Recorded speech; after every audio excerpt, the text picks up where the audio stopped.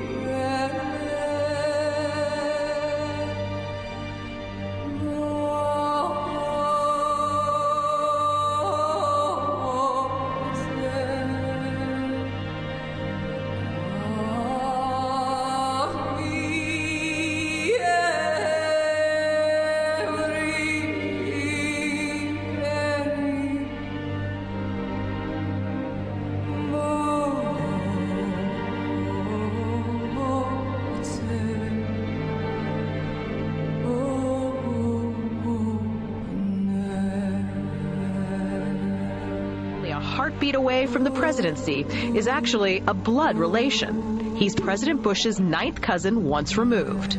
Cheney's cousin Barack Obama is also Bush's 11th cousin. President Lincoln was President Bush's 7th cousin 5 times removed. And Bush shared more than just a ballot with John Kerry. That's right, they're ninth cousins twice removed. Trace the family tree far enough and you get Madonna, Celine Dion, and Tom Hanks. Christine, you've heard the adage politics makes strange bedfellows. Apparently politics also makes for strange relations. Thanks to the New England Historic Genealogical Society, we now know the presidential candidates are related to a host of famous and historic figures. In this primary campaign. I opposed this war in 2002. But do you know their relatives? Obama is distantly related to 6 presidents: George W. and George H.W. Bush, Gerald Ford, Lyndon Johnson, Harry S. Truman, and James Madison. Obama's family tree also includes Sir Winston Churchill and Civil War General Robert E. Lee. Thank you all. Thank you. She's also related to beatnik author Jack Kerouac and the wife of Prince Charles of England. John McCain's ancestry was more difficult to trace, but it's known he's the 6th cousin of First Lady Laura Bush.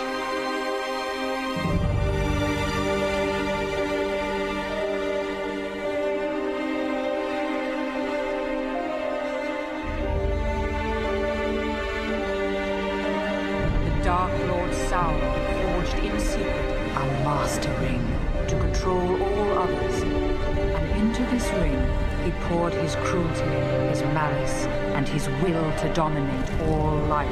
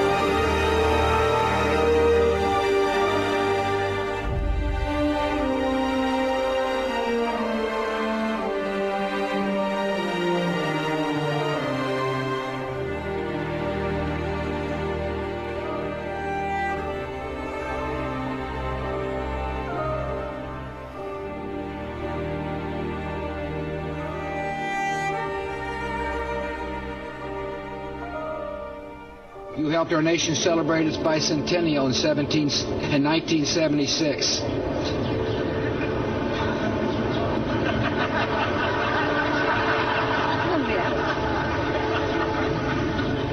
She gave me a look that only a mother could give a child. She gave me a look that only a mother could give a child. Only a mother could give a child. Only a mother could give a child.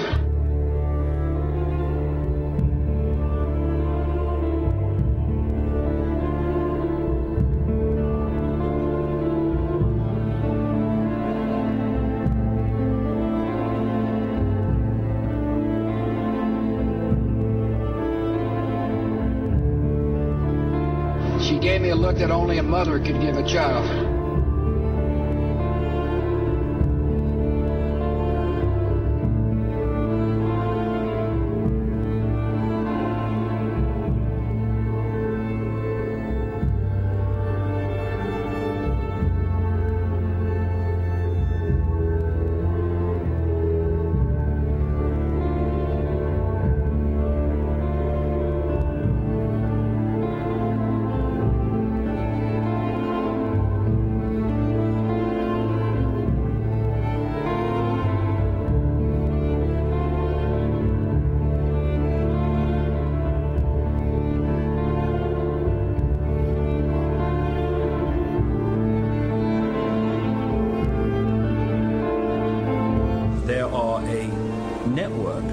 interbreeding bloodlines. What I call and what they call themselves, the Illuminati, which comes from the illuminated ones, have come through history. And as people began to reject overt, in-your-face dictatorship, they became the people who ran the system. It's all about genetics to these people. They're like horse breeders. Diana basically called herself the Windsor's broodmare, as she was brought into the web merely to be the vehicle to give birth to William. You look at the Bushes and people like that, and they look like you and me. The key element is what happens beyond the realm that we can see. This is what the Illuminati bloodlines really are. They are vehicles for other dimensional entities to manipulate this reality.